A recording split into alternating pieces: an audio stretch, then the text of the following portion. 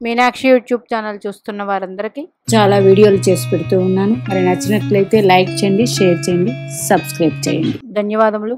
నమస్తే. అధిక ధనవంతులు ఉండే జాతకాలు ఎట్లా ఉంటాయి? ముఖ్యంగా ఈ రాశుల్లో గ్రహాలు ఉన్నవారు మీ జాతకంలో అధిక ధనవంతులు. ఇప్పుడు ఆ రాశులేంటి? వృషభ రాశి, కన్యా రాశి, మకర రాశి. ఎందుకండి వృషభ రాశి, కన్యా రాశి, మకర రాశి? ఈ రాశులు అర్ధరాశులు. ఇవి ప్రతి ఒక్కరికి జాతక చక్రం 2వ ఇల్లు అధిపతి, 6వ ఇల్లు అధిపతి, 10వ ఇల్లు అధిపతిని చూస్తాం. ధన సంపాదనకి, ధనం ఎంత నిల్వ చేసుకుంటారనే దానికి ముఖ్యంగా రాబడి ఉంటేనే మనం నిల్వ చేస్తాం. అందుకు నిల్వ అనేది 2వ ఇల్లు కూడా చూసుకుంటాం. మరి ఎందుకండి ఈ 3 రాశులే ఇంత ఇంపార్టెంట్? అర్ధరాశులు అంటే ధనమే కదా, ఎందుకు ఈ 3? చూడండి, మేషరాశిలో రవిగ్రహం ఉచ్చపడతారు, అగ్నితత్వం. ఎవరు? రవి ఉచ్చ, అగ్నితత్వపు రాశులైన మేషంలో. ఓకే. మిథునంలో ఎవరు ఉచ్చపట్టరు, నీచపట్టరు. ధనస్సులో ఎవరు ఉచ్చపట్టరు, ఎవరు నీచపట్టరు. అగ్నితత్వపు రాశులకి ఒకే రాశిలో ఒక గ్రహం ఉచ్చపడుతుంది. ఇంకా భూతత్వపు రాశులు 3, 2, 6, 10 ఇవి భూరాశులు.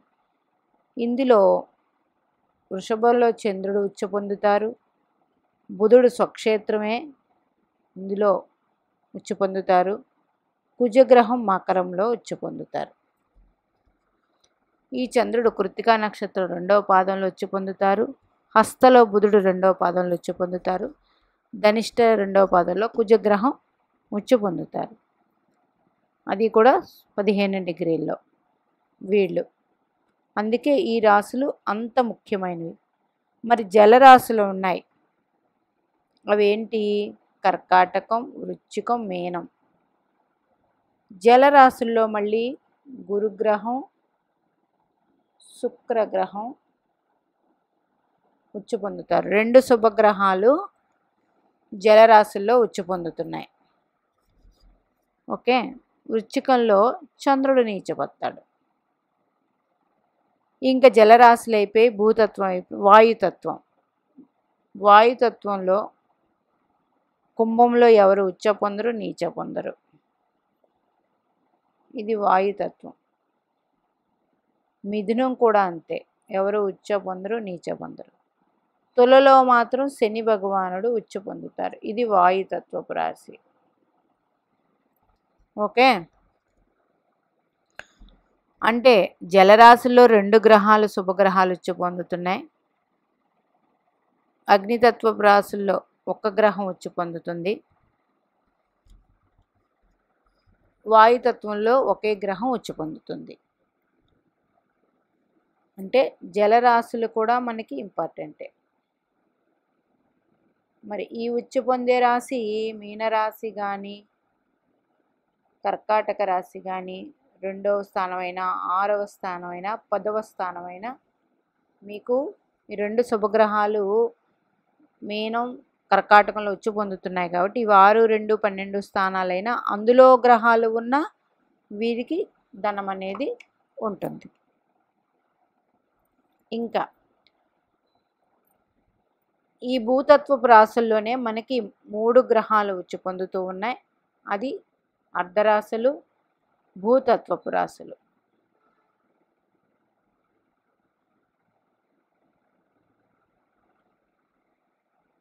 ఇందులో చంద్రుడు, కుజుడు, బుధుడు ఉచ్చ పొందే రాశులు ఇవి. మరి వృషభానికి శుక్రుడు అధిపతి, కన్యానికి బుధగ్రహం అధిపతి, మకరానికి శని భగవానుడు అధిపతి. ఓకే. ఇప్పుడు మీ జన్మజాతక చక్రంలో ఒక వృశ్చిక లగ్న జాతకుల్ని తీసుకుందాం. వీరికి కన్యా రాశిలో శని కుజ కలిసి ఉన్నారు. శని భగవానుడు ఈ వ్యక్తికి ద్వితీయాధిపతి, తృతీయాధిపతి అవుతారు. అంటే ధనాధిపతి కన్యా రాశిలో ఉన్నారు. కుజగ్రహం లగ్నాధిపతి. ద్వితీయ లగ్నాధిపతి లాభస్థానంలో శని కుజులు కలిసి ఉన్నారనుకుందాం.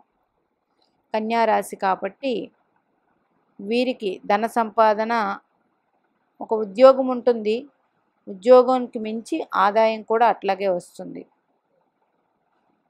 ముఖ్యంగా శని మహర్దశలో. మరి శని కుజులు ఇద్దరు విరుద్ధం కదండి, ఇబ్బంది ఉంటుందా? అది మళ్ళీ వెళ్ళేటప్పటికి వేరే కాంబినేషను. కానీ ధనం ఇచ్చే విషయంలో 100% వీరికి ధనం అనేది ఉంటుంది. ఇదే వృశ్చిక లగ్న జాతకులకి మకరంలో శుక్రగ్రహం ఉన్నారనుకోండి, ధనస్థానంలో, తృతీయ స్థానంలో శుక్రగ్రహం ఉన్నారు, శుభగ్రహం. అంటే లాభాధిపతి, సప్తమాధిపతి అయ్యారు. అయినప్పటికీ లాభాధిపతి వచ్చి శుక్రగ్రహం మకర రాశిలో ఉండడం వల్ల ఇది భూతత్వం.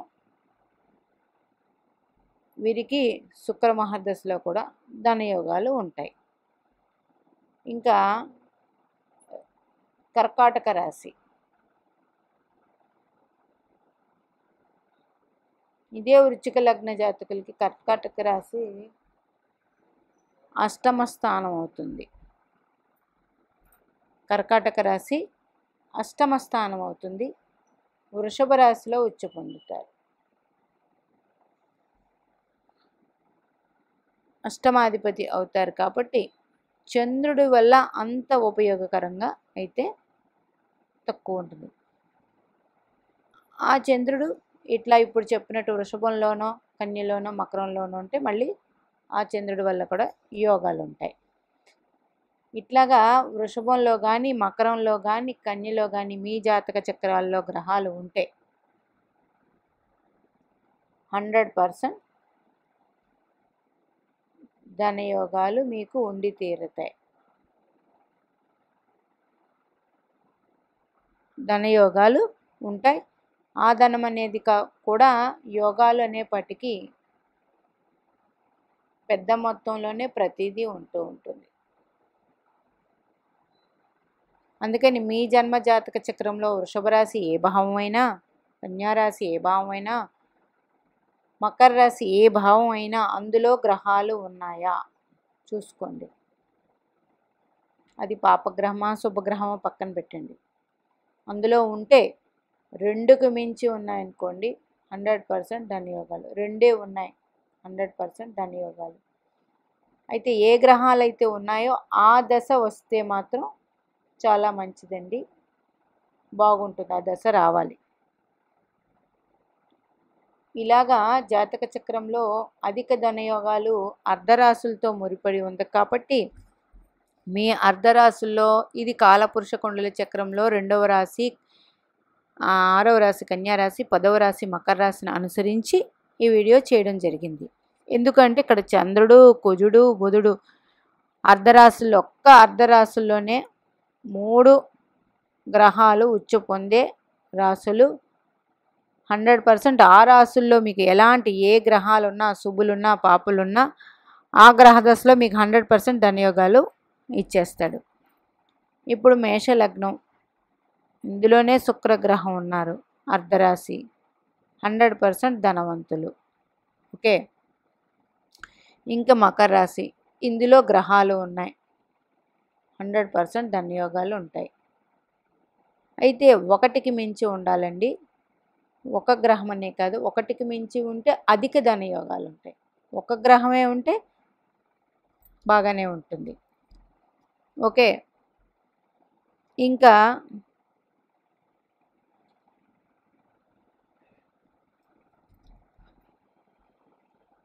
కుంభలగ్న జాతకులు మకరంలోనే శని ఉన్నారు. లగ్నాధిపతి వ్యయాధిపతి ఈయనే. అయినప్పటికీ మకరంలో శని ఉండడం వల్ల ధనయోగాలు ఉండి తీరుతాయి. ఇందులో ధనిష్ట ఉంది, శ్రవణ ఉంది, ఉత్తరాషాఢ ఉంది. ఉత్తరాషాఢ అంటే ఈయనకి సప్తమాధిపతి, మకరం కుంభలగ్నంగా సప్తమాధిపతి అయ్యారు. ఎవరు? రవి. మరి శ్రవణం అంటే షష్టాధిపతి అయ్యారు. ఇక్కడ మకర రాశికి మిథున రాశి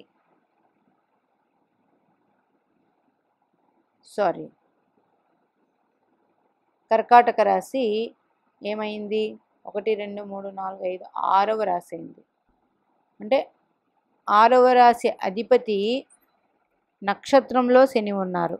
ఇది మళ్ళీ 6కి సంబంధం వచ్చింది. ధనయోగాలు ఉండి తీరుతాయి 100%.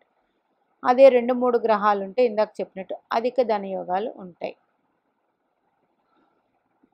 మరి వృషభ రాశి ఉంది, ఇందాక చెప్పుకున్నట్టు ఇదే కుంభలగ్నానికి. ఇందులో ఉన్నాయనుకోండి గ్రహాలు, అధిక ధనయోగాలు ఉంటాయి, భూమి భవన వాహనాలు అట్లాంటివి ఇచ్చి తీరుతారు. అందుకే జన్మజాతక చక్రంలో ఎవరికైనా వృషభంలో, కన్యలో, మకరంలో గ్రహాలు ఉన్నవాళ్ళు 100% గ్రహాలు అంటే ఒకటికి మించి అధిక ధనవంతులు 100%.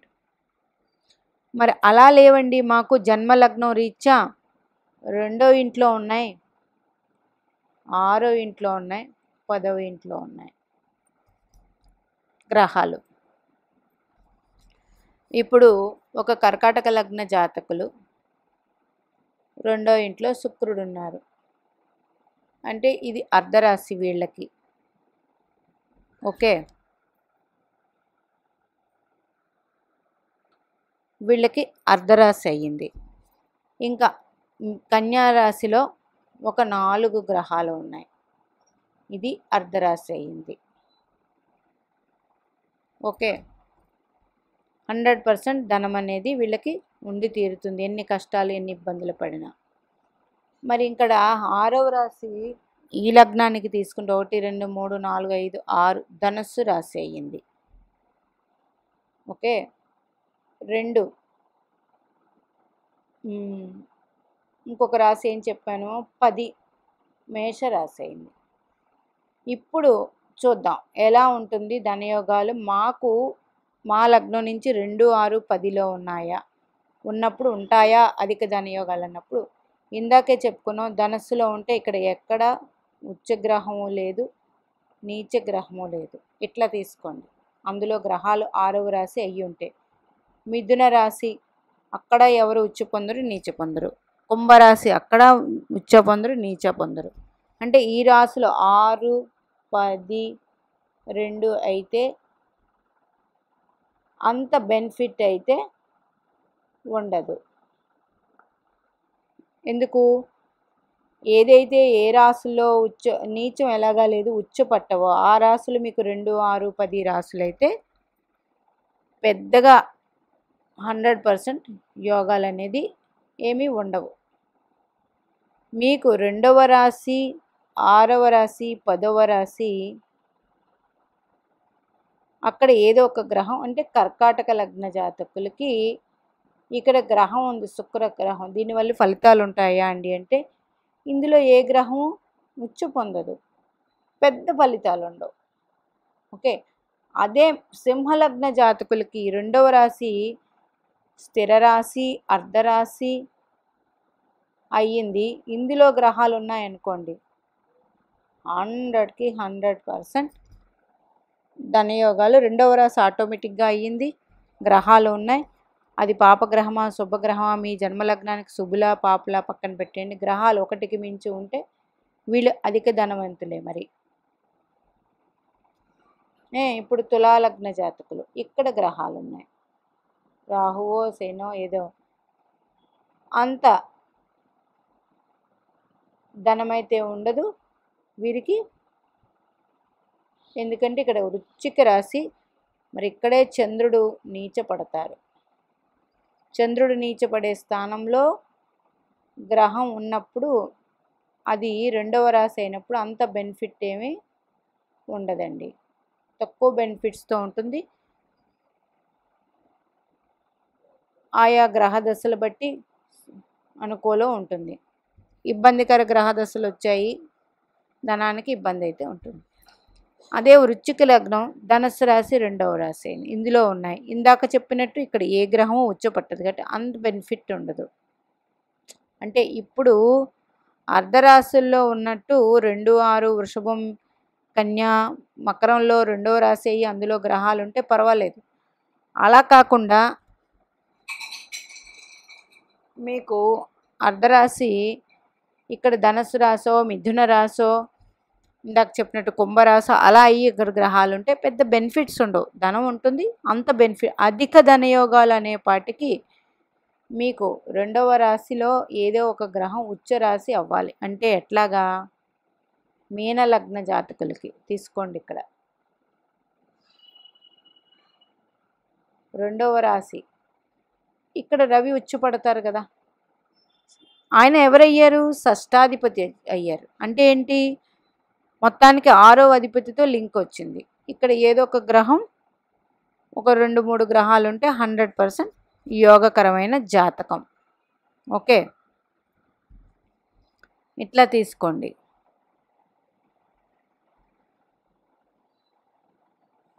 కుంభలగ్న జాతకులకి ఇక్కడ ఒక గ్రహమే ఉచ్చు పడుతుంది. జలరాశుల్లో 2 గ్రహాలు ఉచ్చు పొందుతారు కాబట్టి ఇక్కడ గ్రహాలు ఉంటే 100% ధనయోగాలు ఉండి 100కి 100% ధనయోగాలు ఉంటాయి. అట్లా తీసుకోండి. ఈ వీడియో అర్థం అవ్వకపోతే మరొకసారి చూడండి. కాలపురుష కుండల చక్రానికి వృషభం,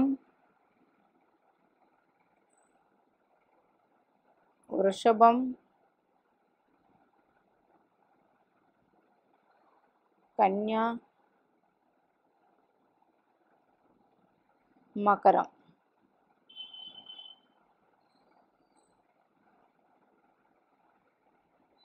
ఈ 3 అర్ధరాశులు. జన్మజాతక చక్రంలో మీకు అర్ధరాశుల్లో గ్రహాలు ఉంటే 100% ధనవంతులండి. ఇది డైరెక్ట్ పాయింట్. అట్లా మాకు లేవండి, మాకు లగ్నానికి అర్ధరాశుల్లో ఉన్నాయి, ఆ రాశుల్లో ఏ గ్రహం ఉచ్చపట్టని రాశి అయితే ఒక 50% వేసుకోండి, 20 వేసుకోండి. అదే ఉచ్చగ్రహం ఇందాక చెప్పినట్టు మేషరాశి అర్ధరాశి అవుతుంది మీన లగ్నానికి. ఇక్కడ రవి ఉచ్చ పొందుతారు, ఆయన షష్టాధిపతి కూడా అయ్యారు.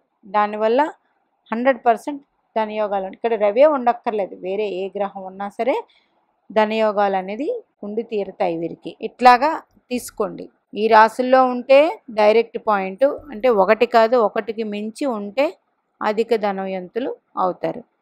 అలా లేకుండా మాకు మా జన్మ లగ్నానికి అర్ధరాశుల్లో గ్రహాలు ఉన్నాయండి, ధనయోగాలు ఉంటాయంటే ఆ రాశి మినిమం ఉచ్చ పొందే రాశి అయితే, ఒక గ్రహం ఉచ్చ పొందే రాశి అయితే 100% ఉంటాయి అందులో గ్రహాలు ఉన్నప్పుడు. ఈ విధంగా అధిక ధనవంతులు ఇలాగ ఈ ఫార్ములాతో అర్ధరాశులతో గ్రహాల సంబంధం ఉంటే 100% ధనయోగాలు, అధిక ధనవంతులు. వీరు ధనం అనేది వీరి చేతిలో ఎప్పుడూ ఉంటూ ఉంటుంది. మీనాక్షిదేవి ఆశీస్సులు మనందరి మీద ఉండాలని కోరుకుంటూ నమస్తే.